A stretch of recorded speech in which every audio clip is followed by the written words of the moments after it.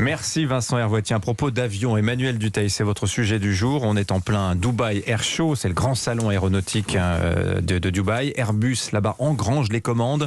366 appareils vendus en 2 jours. La crise est loin d'être terminée pour le secteur, mais il y a quand même un petit vent d'optimisme qui souffle à Dubaï.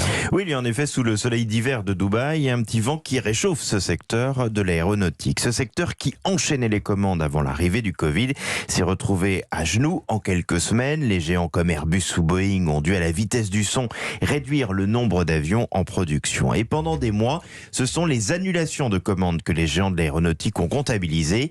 Là, Airbus tape fort et relance le compteur à commandes. Ce qui est intéressant, c'est qu'il vend quasiment tous les modèles de sa gamme. Il a même enregistré une première commande symbolique pour son A350F. C'est quoi? C'est la version cargo de son A350. Du coup, Airbus confirme ses hausses de cadence à venir. Alors ça reste une légère brise, c'est pas un vent, c'est pas un vent puissant.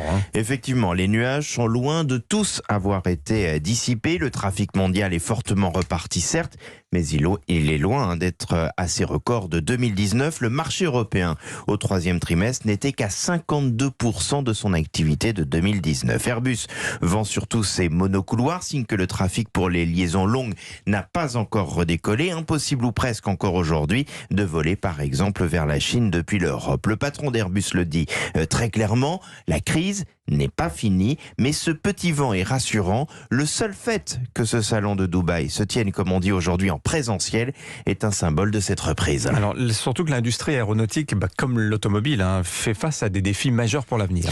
Absolument. Et ça, c'est une sacrée bourrasque qui peut emporter les acteurs traditionnels s'ils n'arrivent pas à innover. Signe des temps, Airbus présente à Dubaï une maquette de son futur appareil 0E, bien évidemment pour émission, attendu à horizon 2035. Cet avion volera à l'hydrogène. En 2035, justement, la moitié de leurs carburants seront beaucoup plus verts.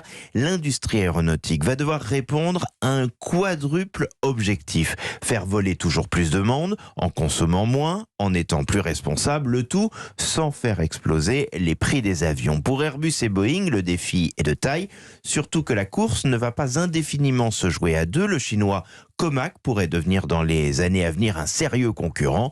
Quand on voit comment Ariane est passé d'un leader quasi incontesté à la pointe de la technologie à un groupe qui court aujourd'hui après SpaceX du milliardaire américain Elon Musk, on sait ce qu'il ne faut pas faire. Et ce qu'il ne faut pas faire, c'est se reposer sur ses lauriers et imaginer que ce qui paraît fou aujourd'hui sur le papier ne peut pas se réaliser demain.